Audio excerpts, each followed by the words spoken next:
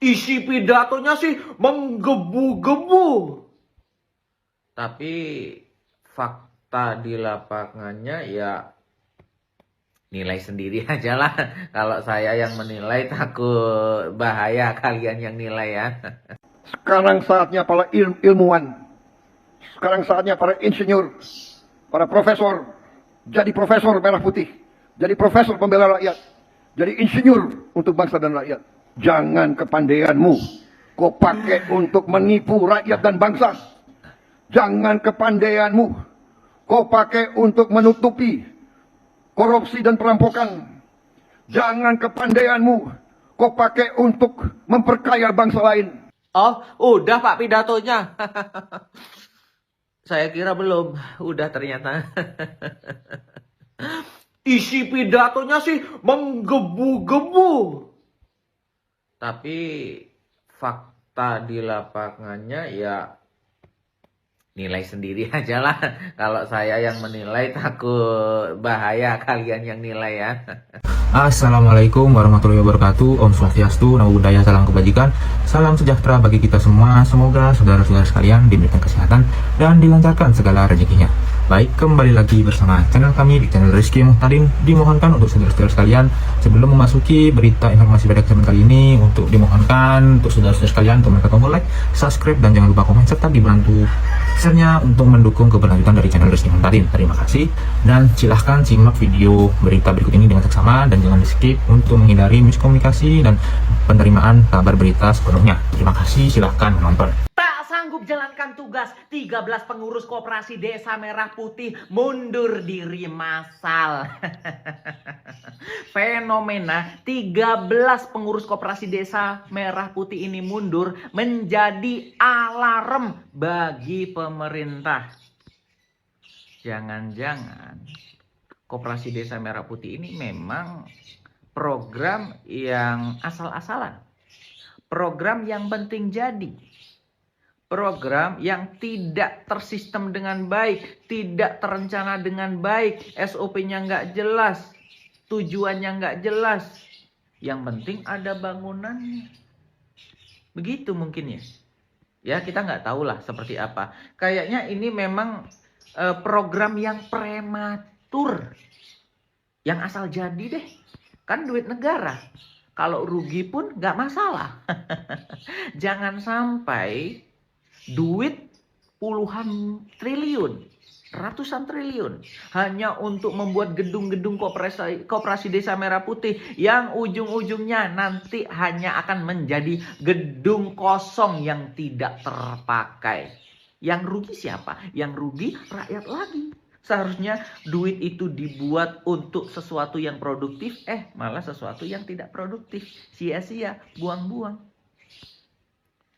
Koperasi Desa Merah Putih itu kalau memang ingin sukses ya nyontohlah supermarket, minimarket yang terkenal seperti Indomaret, Alfamart, gimana sistemnya gitu.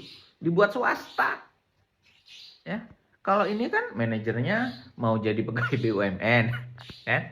Ada yang perangkat desa, ada yang P3K segala macam. Ya nggak bisa. Nggak bisa. Kalau unsur pemerintah itu bisnis nggak bisa. Nggak akan fokus. Bangkrut. Gimana menurut kalian? Menurut saya lagi waktu kecil kan dulu udah ada KUD. Tapi hari ini kan mati suri. Ya mati lah ya. Mati. Nah hari ini dibangkitkan lagi dengan programnya presiden kita. Unggulan lagi. Ya. Nah, makanya wajar kami seorang kepala desa itu antara optimis dan pesimis itu. Karena dulu juga kan di Pelang Desa ada KUD. Itu kan dulu sudah ada. Tapi kan mati. Nah sekarang ini dibangkitkan kembali.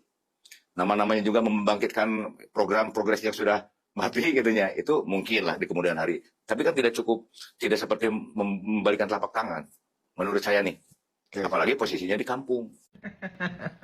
Seorang kepala desa saja pesimis dengan koperasi desa Merah Putih ini. Karena dulu sudah pernah ada yang namanya KUD, Koperasi Uni Desa. Gagal, bangkrut, tutup semua di seluruh Indonesia. Nah ini dibangunkan lagi. Dengan koperasi desa Merah Putih hanya merubah nama saja. Ya kayaknya sih akan mengulang kegagalan yang lama, tutup, bangkrut. Karena di Indonesia belum siap seperti itu. Pemerintah itu belum siap berbisnis, apalagi pemerintah desa. Ya kita pahamlah SDM-nya. Bukan karena SDM-nya nggak pinter, bukan. Tapi SDM-nya nggak jujur. Dikorupsi nanti. Menurut kalian gimana? Koperasi Desa Merah Putih akan sukses? Apa akan bangkrut seperti KUD zaman dulu? Amin. Tetapi yang kami rasakan sebagai emak-emak di sini semakin sulit dan semakin terpuruk. Apakah Prabowo sanggup atau tidak sanggup? Kalau tidak sanggup, menyerah saja, mundur saja. Masih banyak Pak yang lebih mampu dari Bapak. Bapak jangan suka hanya beromon-omon, terus-terus menyampaikan program-program Bapak yang tidak jelas. Bapak menghabiskan energi, Bapak menghabiskan uang rakyat, Bapak nggak jelas Pak program Bapak. Lebih baik Bapak mundur, biarkan rakyat yang menentukan kembali siapa pemimpin yang layak memimpin Republik ini. Acara May Day ternyata bagi-bagi sembako. Jadi di hari peringatan May Day kemarin banyak buruh yang berpartisipasi untuk menyuarakan aspirasinya. Presiden Prabowo pun langsung hadir dalam acara ini untuk menanggapi berbagai aspirasi dari para buruh. Meski ada insiden yang mengecewakan karena pertanyaan adanya MBG bermanfaat atau tidak, tapi para buruh ini merasa terobati dan antusias dengan adanya bagi-bagi paket sembako selepas acara tersebut.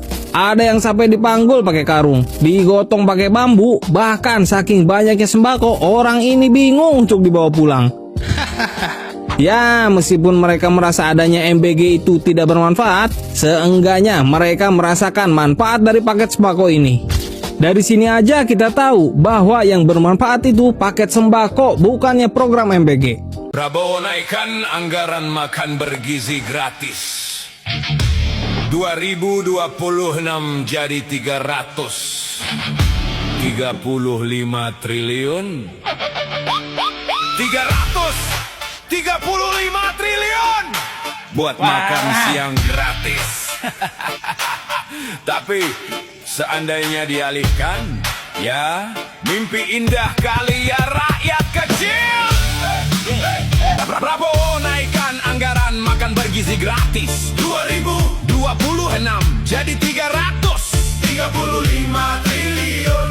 335 triliun buat makan siang pakai piring kecil sama telur. Tapi bayangkan kalau dialihkan ke biaya kuliah gratis. Anak miskin bisa lulus sarjana tanpa uang kuliah tunggal 6 sampai 10 juta yang bikin orang tua menangis. Sekarang uang kuliah tunggal naik gila, orang tua berutang, anak putus kuliah. 335 triliun cuma buat nasi sama sayur. Lucu sekali. Prioritasnya kemana, bro? 335 triliun dialihkan ke kesehatan, bisa bangun 670 rumah sakit baru berstandar internasional.